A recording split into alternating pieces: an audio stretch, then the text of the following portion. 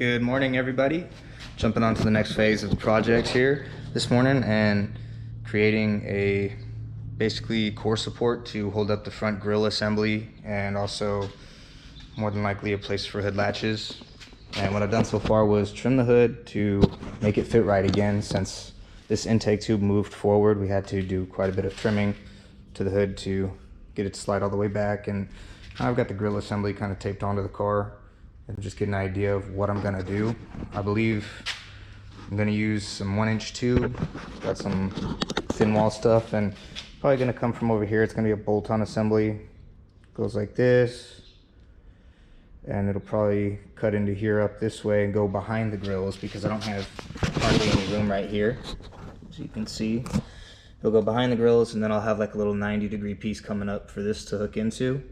Then it'll come back out over here and just go over here and attach to that, and there'll be a lot of tie-ins too for the lower assembly, and it'll attach to the frame rails as well. But we'll get there when we get there. Let's see how far we can make it today.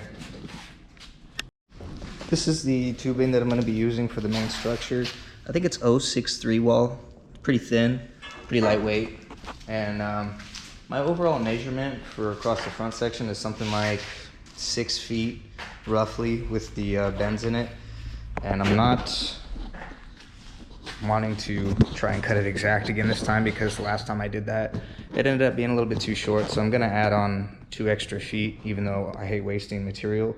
I'd rather have the extra on there and be able to cut it shorter than not have enough and have to start over. So I'm going with an 8-foot cut, and I'm gonna start by bending the center section and work my way outwards. So maybe 8 feet was way too much, but that's all right. Not a big deal. I'm sure we'll be able to use those spare pieces for the rest of our structure anyways. This is what we're looking like so far. Gonna throw another bend in it right here to shoot it over to this, and we'll be on our way.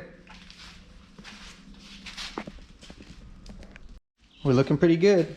I think what I'm gonna go ahead and do is have this welded onto a piece of plate that bolts onto here, and I'll create a nice little gusset that comes out in that L shape and kind of tapers down and creates a perfect attachment point for these stock clips. And we'll be on our way. So I'm gonna go ahead and get this other side bent, get it cut down, keep going. All right, here it is, cut down. Had to take about 2 feet off each side.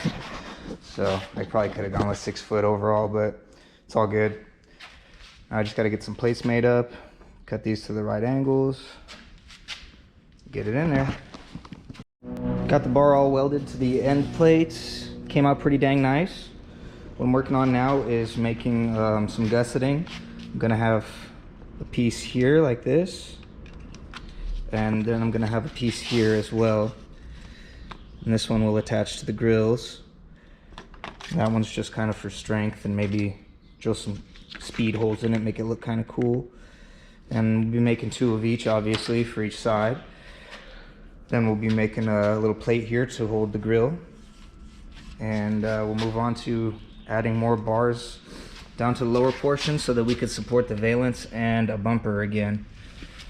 Moving along. I got the gussets all done and tacked in. I just got to pull the front core support off again and get them completely welded, and then we can. All right, well, here's the finished product. I decided to just do a little stitch welding instead of fully welding it on account of the tubing was so thin. I didn't want to risk any warpage, so it came out pretty awesome.